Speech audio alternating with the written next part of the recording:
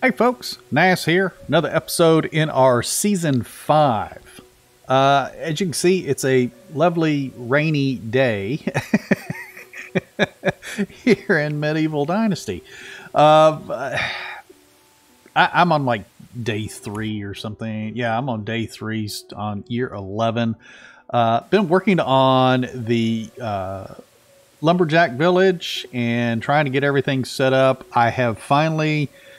since I just closed that, I have finally gotten rid of all of the other village buildings and everything. Everything is moved to the new location now. Up here, again, I'll show you. It is just south of Denica. So you follow the road out of Denica and it's south of that. But I was hoping that I would get a nice sunny day, but it's actually been raining for the last 3 days in this game almost. So I'm just going to record this now instead of trying to wait for another sunny day because I'm kind of limited on time. But anyway, like in the last video, I showed you all of the main stuff. So the first portion of the village area here is pretty much done. I've added a few little decorations and stuff. I really wish it wasn't raining out, but we've got the tavern here, the gate and everything. So the people have to come through this gate rather than just wandering all over, you know, creation, walking through people's yards and stuff like that. There is a gate. Everything is fenced for the tavern area. And then, of course, I've got the family-style seating and everything. I've added a couple of little flower pots on the tables to give it a little bit of color. There's a torch at each end of the table, so in the evening time, this lights up real nice. And then, of course, I've planted the cherry trees here, which this is strictly just the first year after I planted them, so they're not quite blooming full yet. And then, of course, down on this other end, I've got the wash tub. So, you know, before you come in and order your food and everything, you can kind of wash up a little bit. Put some of the... Here, let me get out of third person for a second. Put some of the little linen cloth down here. Make it look like, you know, a little towel so you can kind of dry your hands or your face or whatever you need to do. And then, of course, come up in here. I probably should have left that in first person. Put a little tip jar. I don't know if you can see that or not, but there we go. Put a little tip jar on the corner of the counter here for the tavern gentleman and added some little flower pots just on the end of the table. I do have plans to actually put, you know, some like food items. As a matter of fact, let me open my inventory here. I actually have a bunch of food items. Now, I did not make these. I went and bought them. So I spent the last day, so the second day of summer, I spent it going around to all of the villages and selling as much as I could. I wiped out all of the villagers, all the vendors of their money. And in the process, I hit the kitchen people and I bought some of the various food items so I can kind of spread them around the different villages on some of the tables and stuff. I do plan on turning off. Matter of fact, did I already do that? Let me see. I don't remember if I've already turned it off or not. Yeah, I'm going to turn off the spoiled items. So anything that's dropped will no longer spoil. Now, that being said, items that are in the food storage, I do believe they will still spoil. So this is strictly just for dropped items. Let's accept that. But that way, when I drop the food on these tables and stuff, they'll always be there. They won't ever spoil anymore. Now, granted, I've got pigs and stuff that are producing manure. That way, I have fertilizer and stuff like that. I don't have to rely on the cabbage crops. Matter of fact, I have gotten rid of all of my vegetable crops. I'm only doing the grain crops. Matter of fact, let me go into the management screen real quick, and I can show you that. I've actually changed a lot of the crops as well, and I may go down to that village and kind of show you that little area. But I've changed a lot of the crops. I believe this is the only crop that I have right now that is still a full 16 by 16 crop. The rest of these have all been changed. I believe they're 7 by 7. I think that's what I've made all of these crops, and it's just all wheat. You can see I've labeled them all. So that's wheat, flax, and then of course I've got the one that is oat and rye that is doing all of the animal feed. But anyway, back to the Lumberjack village. Let me get back into third person so you can see a little bit better. I've actually given the market stalls, you know, a task of selling all of my old vegetables and stuff that I'm no longer using for food because I'm doing flatbread right now. Now, granted, we went over this area here and nothing's changed from the last video, but I've got the 3 wood sheds and I've got 2 workshops. Everybody's working and everything. And then, of course, I've got my little wood drying kiln. Can I light that? No, I don't want to pick up the plank. Let's light that real quick. There we go. That works. There it is. There we go. See a little smoke coming off of it and stuff. I don't think I had it lit in the last video. But anyway, what I'm also planning on doing is maybe...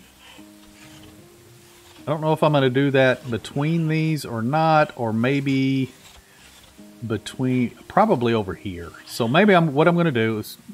Talking in code here. Make like a little, you know, put a little fence on each side and then maybe stack some logs up over here so that way it looks like we have a supply of logs to feed the wood sheds and everything. I may put a little stack between each of these buildings. I don't know. But that's something to add at a later date. But anyway, we got the kitchen. I still don't have anybody assigned here. So far as my food goes, I'm not hurting yet. So I don't actually have to put anybody in this particular kitchen. I could actually save that position later for maybe one of the children that grow up and need a profession. Let's see. Then there's, of course, the food storage, which is interesting. This food storage door sticks. Every time I come in, it feels like there's somebody standing behind the door, which is very interesting. But anyway, as you can see, I've got plenty of food. Matter of fact, I've got a 9,000 storage limit here, and I've only got 775 weight in it. Because I've put the food storage in all of the different villages. You know, because I think they all need that building. Now, granted, I don't know whether they do or not. I don't know whether what the distance really is from the food storage to the NPC in order for them to get food or whatnot. I still believe that needs to be a profession, actually. So when the game first started 2 years ago, you actually assigned a person to the food storage, and you used to assign a person to the resource storage. And I believe the premise behind their jobs was to collect the items from the different workstations and put them in the appropriate location. However, I'm thinking if you put a person that's assigned to the food storage, they would deliver the food to the tavern. Or they could actually deliver food to the different homes in the village. Just my thought. And then, of course, if you had somebody assigned to the resource storage, they could, you know, supply the different workstations with, you could assign them to supply the workstations with the supplies that they need. So kind of a runner, a helper, so to say, a gopher. But because everybody magically just pulls stuff from these 2 buildings, then the game has eliminated that profession. But I kind of wish that they would bring that back and make it something that is required within the mechanics of the game to mainly give your village more life. I am all about giving your village more life, having more activity in the village, villagers running around, doing their jobs, going from building to building, you know, things like that. I wish that, kind of getting off tangent here, I know we're supposed to be going over the village, but like the tavern person. So if you place tables within a certain distance from the tavern, it would be nice to see this gentleman walk around with maybe a little towel or something in his hand, and he's wiping down the tables. Or maybe you see him walk over to the table and pick up dishes or something, or even deliver a plate or something periodically. Just something to give it more realism, I guess. I mean, granted, it's a game. You can only get so real in a game.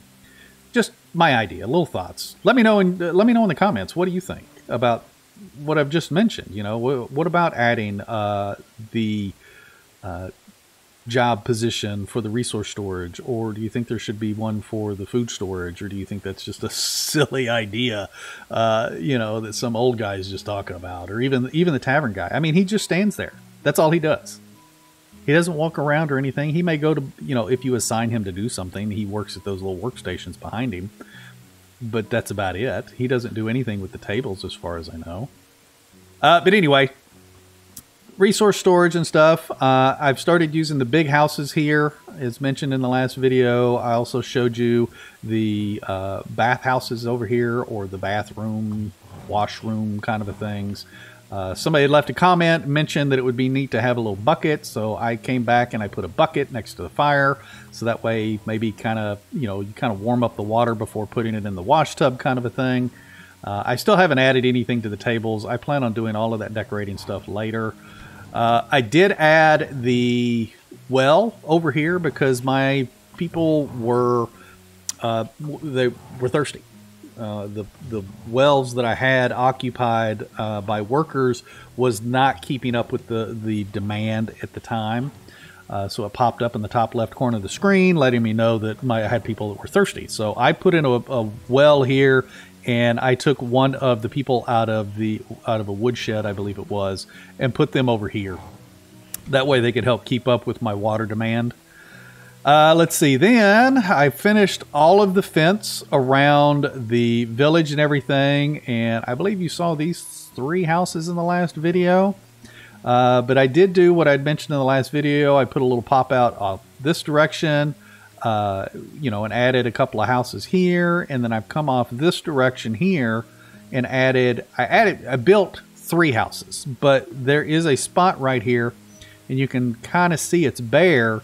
If I pull my hammer out, there's actually a house there. I just haven't built it yet.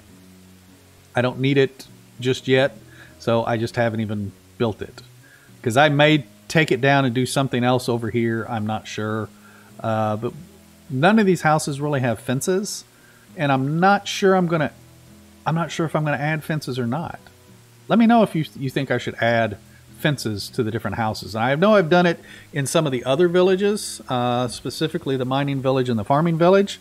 But let me know in the comments. Do you think I should add fences over here? Also, let's see. I believe that was it for this, but I've closed off of this, the fence and everything. Let's see. Oh, I started to add. I talked about how people are very creative in the Facebook and showing their creations of what they built and everything. Well, I started to try my hand at a cemetery. So across from, you know, the village there, I got a little walkway coming up here, and I fenced off this little area here to be kind of my cemetery. Now, I did actually bring the pathway all the way up because I was thinking maybe we could put like maybe do some kind of a special cemetery up here or something. So kind of like you would do for the elders or something. I don't know. It's just something I was thinking. Might do it, may not. But I am not as good as you guys are as far as doing the cemetery, or the graves, I should say. I did like the idea. Somebody, you know, showed the little stump with the flower pot on top. I strictly just used the planks. So nobody's actually old enough to even be close to dying yet. I think my oldest person is 40 years of age. So technically I don't have anybody that is needing a grave. So we could look at these at maybe potential graves. So the planks are over them so people just don't fall in a hole. But I was I figured, oh, you know what, let's indicate maybe, you know, if somebody did die, what they did, maybe what their profession was or something. So I thought about, hey, you know, let's place the 2 axes up here. I tried doing the crisscross axe, but it didn't look quite right, so I just had them come together at a point there. Let me get rid of the HUD. Let me get here. There we go. That's a little bit better. But you can see the axe there on the grave site, so to say. As far as placing all of the stones, because, you know, some of you folks have placed the stones, and I got to hand it to you, you guys have got some patience. I do not have that kind of patience to place each one of those stones, because, I mean, you're probably looking at, what, 8, 10 stones down the side, and then you're probably looking at, you know, 5 to 6 stones across. 50, 60 stones for one grave. You guys have got some skills and some patience. I don't have that kind of patience, unfortunately. And actually trying to record these videos, hey, it's late enough, the lights are coming on. Good deal. And trying to record these videos, I kind of have to try and keep things, you know, on a tight ship, so to say. So I did not do stones. I may try to add some later or something.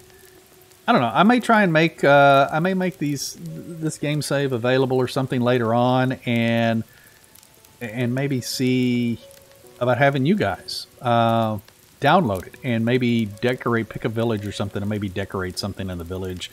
I don't know. I'll have to see about doing that. I don't know how that would work, because I would have to share it with everybody individually after somebody did something. Huh. I'll have to think about that. Let me know your ideas in the comments, whether that would be something you'd like to do. But anyway, there is my wood village. Oh my God, here we go. 3 different names. The axe throwing village. My lumberjack village. I need a sign with big letters so it'll tell me what the name of the village is, so I can remember what to say. But anyway, this is good. The lights are on. I like that. Even though it's raining, it doesn't look too bad now. See here, this little gentleman here, he's probably going up to the tavern, and he's got to walk all the way up the path, and he's got to go into this gate. Come on, buddy. Show us how it's done. What? That was... okay. That's not what you were supposed to do. You were supposed to go in the gate. But anyway, he feels the need to go somewhere else, apparently. But you can see my people are down here. They're sitting at their benches and stuff. I really do need to put some of those food items out. That guy can't make up his mind whether he wants to sit or stand up. But anyway, let me go down to the farming village real quick, and let me put my HUD back on here. And I'll kind of show you those crops, because I did change those crops since I've been working on this village as well. So let me head down there real quick, and I'll see you folks in just a second. Alrighty, folks. Borrowed a bed, slept till the next day. Hey, it's finally sun shining out. Of course it is. Well, poo. I should go back and just re-record everything, but I'm not going to do that. Unfortunately, I don't have the time to do that. But as far as my crops, so we're over here in the farming village. I can show you on the map here. So we're over here in the farming village, and as you can see, I've broken down each of the crops. So this is a 16 by 16 crop right here. This is my orchard over here. But this is a 16 by 16 crop. This is my what is it? Oat and rye. That's the only one I haven't broken down yet, and I need to do that. But all of these others I have broken down into 4 quadrants, basically. So they used to all be 16 by 16, but as you can see now, they're a 7 by 7. You know, so it's got basically one plot in between each, or one plot wide between each of the actual crops. But I started doing this because I was noticing that my villagers, I had some villagers that weren't working at all. And then some of my crops, because sometimes I do three days and then sleep rather than go the full 5 days that I have set for my seasons. And I was noticing that some of my villagers could not get the crops completely done. So I broke them up. So I lose some crop placement by doing it this way. However, I can do 3 days. Sometimes I can do 2 days, but most of the time I can do 3 days because I've got a lot of farmers. And they get everything planted, you know, so it, like when you're, what is it, autumn that you plant wheat? Might be spring and autumn. I have to look again, can't remember. But when you're actually planting the wheat or even the flax, they can get it all done in a decent amount of time because the crops are smaller now. So somebody can easily come through and plow it up, and then somebody else can come back and they can seed it, and then somebody else can come back and, you know, or add the manure or a fertilizer and then seed it or whatever. So it's more efficient that I found out this way. Now, granted, a smaller crop itself obviously is probably going to be a little bit more efficient. So if you're running less days, so if you're running between the 1 and 3 days per season on the setting, then you may want to try and do maybe a 6x6 or even a 5x5. If you're looking to do the achievement, then you have to place a field that's larger than a 6x6. So if you're new to the game and haven't gotten the achievement yet for that, I'm not sure exactly what that achievement is called, but you have to place a field that's larger than a 6x6, and most people do anyway. A lot of people will just place the full 16x16, you know, or whatever, or a 10x10 or something. But I think somewhere between the 5x5 and 7x7 is probably a good size for, you know, your shorter day seasons. But that's what I did over here. I didn't really change. Matter of fact, I haven't changed anything else over here other than that. And then of course this is still my 16x16 crop. I've got the one windmill, which is, you know, providing all of the flour for all of my villages. And then I did have a crop here, but I completely deleted it because I'm not exactly sure what I'm going to do here. Like I had mentioned later on, I may try and do some of the meals. So I may try and add in, you know, some various smaller crops, you know, maybe the carrot or the onion, or maybe I'll turn this area here into the orchard or something and do all cherry trees or something, so we can try and make the cherry pies or something, but that'll be later on. My whole objective with this series was to, one, build the 5 villages, the multiple villages, and make it long enough to play as my heir. Now, I'm also considering changing my days per season from 5 to 3, as I'm getting more families that are having their max number of children.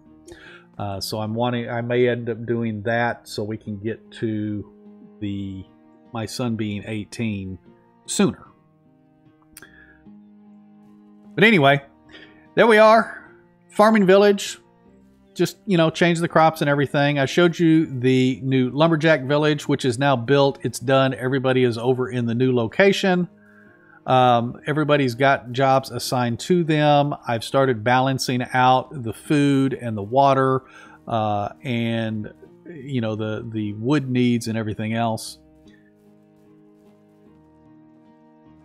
So that way everything is, you know, pretty well balanced, so to say. Now, granted, with as many villagers as I've got, what do I have now? I've got 165 villagers. You see everybody's working, all 75. I've got people that are, here's my children. These are all of my children. I mean, it's a ton of children. I do not recommend growing your population as fast as I have, because chances are I'm going to run into